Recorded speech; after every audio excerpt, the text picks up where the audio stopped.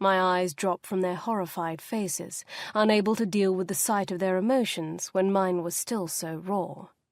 I studied the misaligned buttons of Lord Stratford's coat, and the mud splattered across Mr. Fitzpatrick's trousers, anything to keep my gaze from meeting theirs. More and more people rounded the hedge of the maze, demanding to know what the clamour was all about. They pushed closer, horrified fascination glittering in their eyes as they jostled each other for a better view.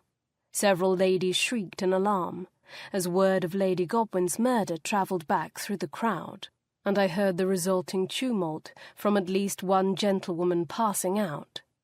I shrank back into the hedges, wishing there was some place I could hide from their prying eyes. If only the leafy walls would open and allow me inside.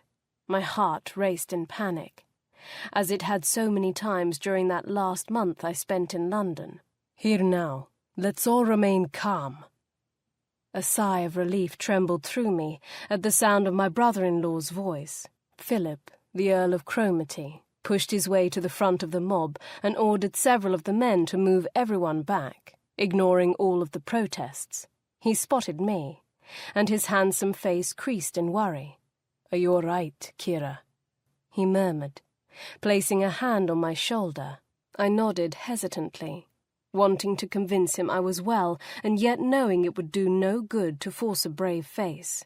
Philip would realize how far away I wished myself. No one had forgotten my past, not him, not the other guests, and especially not me. He bowed his head in acknowledgement before turning to the sight in the alcove. I listened absently to his hushed conversation with the other men, wondering when I could leave and whether anyone would say anything if I slipped past Mr. Tuthill deeper into the maze. I wrapped my arms around myself and studied my route of escape out of the corner of my eye. Perhaps, if I were cautious, no one would notice. "Let me pass," a pretentious voice in the crowd demanded.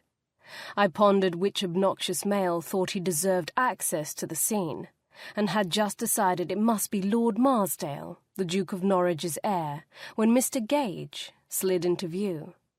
Of course, the estimable Mr. Sebastian Gage, son of the newly minted Captain Lord Gage, war hero and London's gentleman inquiry agent. I scowled. What made this golden Lothario think he should be there? His father was the one with the investigation skills and reputation to back them up. As far as I could tell, Mr. Gage's only talents seemed to be charming his way into house-party invitations and underneath ladies' skirts. He tugged his black silk waistcoat into place and brushed his tousled blonde hair back from his forehead. I narrowed my eyes, wondering just what he had been doing when Lady Lydia started screaming, and with whom. I vaguely recalled him flirting with Mrs. Klein at dinner. Before I had long to contemplate the matter, a strident voice called out from the crowd, "Lady Darby is in there!"